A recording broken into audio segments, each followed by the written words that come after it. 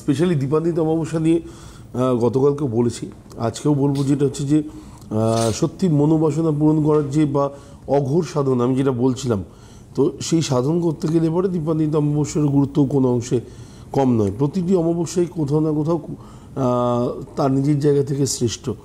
তো কেউ না কেউ মিস করেছেন, যেমন আমার মনে হয় কৌশিকী অমাবস্যাটা খুব কস্টলি হয়ে যাবে বেশ কিছু মানুষের ক্ষেত্রে, তারপরে আসে মহালয়া নর্মাল, এবং তারপরে দীপান্বিতা অমাবস্যাটা সেটা মোটামুটি নর্মাল ব্যয়সাধ্যের মধ্যে মানুষ নিজের কাজগুলো গ্রহদোষ খণ্ডন থেকে A to Z করতে পারেন। এবারে মোক্ষম উপাচারগুলোর মধ্যে কি কি, অনেকে দেখছেন যে তার ফ্যামিলিতে একের পর এক দুর্ঘটনা ঘটে চলেছে।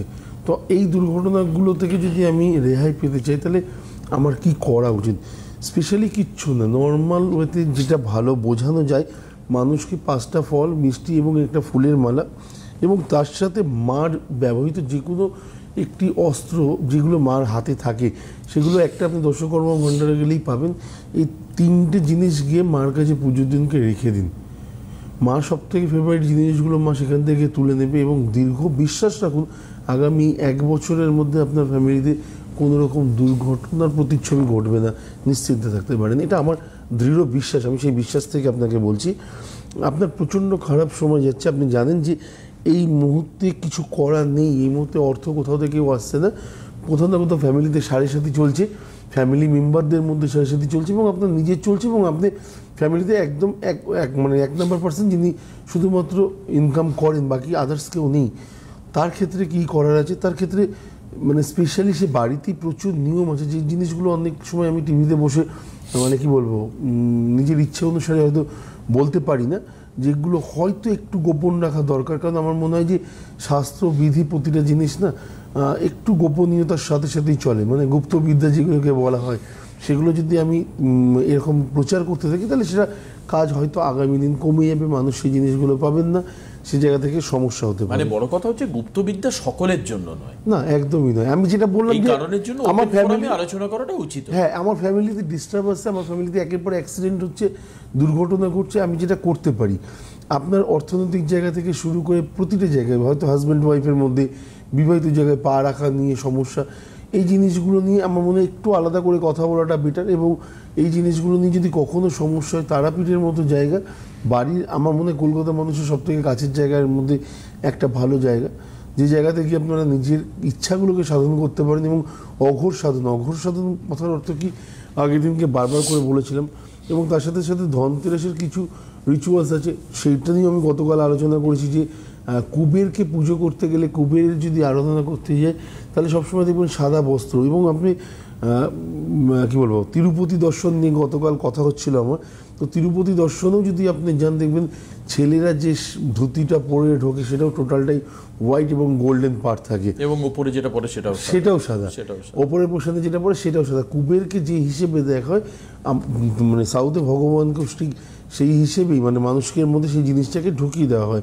আমরা যখন বাড়িতে পুজো করি তখন আমরা বিভিন্ন রকমের হলুদ দিচ্ছি, লাল দিচ্ছি, না এরকম না, কিছু কিছু জায়গায় সেই জিনিসগুলোকে মানা দরকার।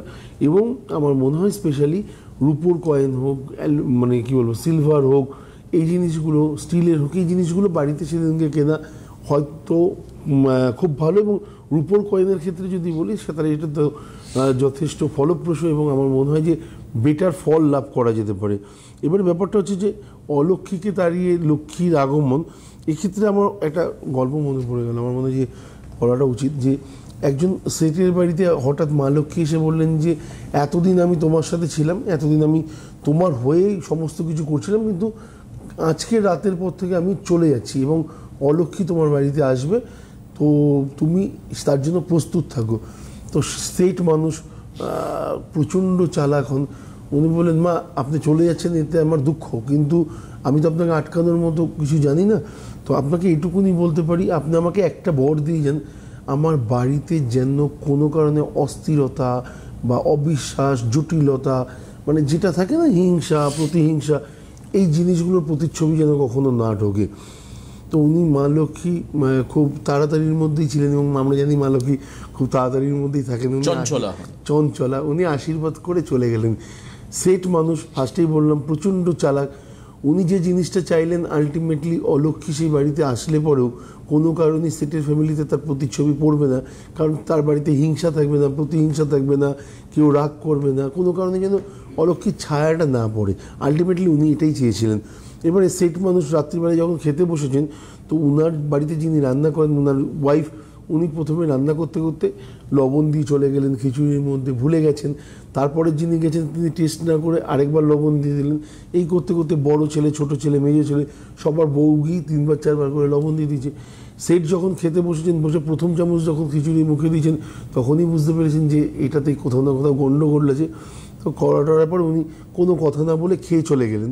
এরপর বড় ছেলে যখন খেতে আসলেন, বললো, প্রথম চামচ মুখে দেওয়ার পরেই বুঝতে পারলেন এখানে কোথাও গণ্ডগোল আছে। বললো, বাবা খেয়ে গেছে? বললো, হ্যাঁ। উনি দেখলেন বাবা যদি খেয়ে যেতে পারে, তাহলে দ্বিতীয় জায়গাটা তো আমার এটা মেনে নেওয়া উচিত। তৃতীয় ছেলে এবং চতুর্থ ছেলে এই করতে করতে বাড়ির প্রত্যেকে না মানে মুখ বুঝে সেই জিনিসটাই গ্রহণ করেছে। আমি এই কারণে এটা বোঝাচ্ছি, যদি অলক্ষ্মীর ছায়া পড়তো তাহলে সেই বাড়িতে অবশ্যই বাবা ফার্স্টে গণ্ডগোল করতো, তারপরে ছোট ছেলে, মেজো ছেলে, বড় ছেলে, প্রত্যেকেরই একটা প্রতিচ্ছবি কিন্তু খারাপভাবে আসতো। যেখানে মুখ বুঝে এই জিনিসটা সহ্য করা হয়েছে, তখন রাত্রিবেলায় হঠাৎ অলক্ষ্মী এসে বললেন, আমার কোনোখানেই ক্ষমতা নেই তোমার বাড়িতে এসে থাকার, কারণ তোমার বাড়িতে ছোট থেকে বড় এবং বড়দের ভালোবাসা ছোটদের প্রতি অঘোর, এবং ছোটদের সম্মান করার ব্যাপারটা বড়দের প্রতি সাংঘাতিক। এখানে সবাই থাকতে পারলেও হয়তো আমার থাকার জায়গা নেই। তো আমি আজকের রাত্রে মানে খানিকের জন্য এসেছিলাম এবং এখান থেকে বিদায় নিচ্ছি। তো ব্যাপারটা হচ্ছে টোটালটাই ভক্তি, টোটালটাই বিশ্বাস।